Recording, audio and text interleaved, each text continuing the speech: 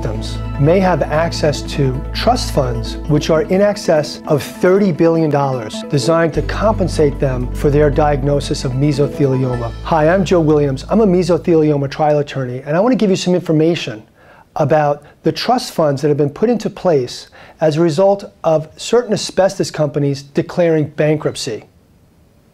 Now, over the course of the last decades, there have been more and more lawsuits against the entities, the corporate entities that made or used asbestos products and caused exposure to workers, which gave them mesothelioma. In order to avoid the liability of these lawsuits, many of these companies, these corporate entities, have sought out in the bankruptcy courts to reorganize their business. The goal being to allow them to stay in business, but to also compensate the people who were diagnosed with mesothelioma. There's a process involved, and eventually the court must approve the amount that is put into trust by the corporate entity.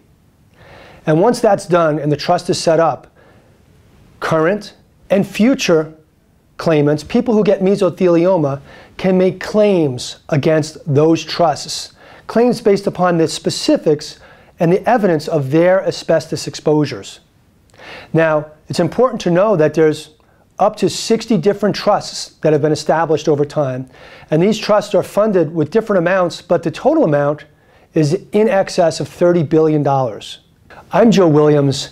At our firm, we deal with mesothelioma victims and their families and the different claims that they have available to them every day. You have questions about mesothelioma and about the asbestos bankruptcy trusts that have been set up to compensate victims of mesothelioma and their families. I invite you to call our office. We can answer your questions. Thank you.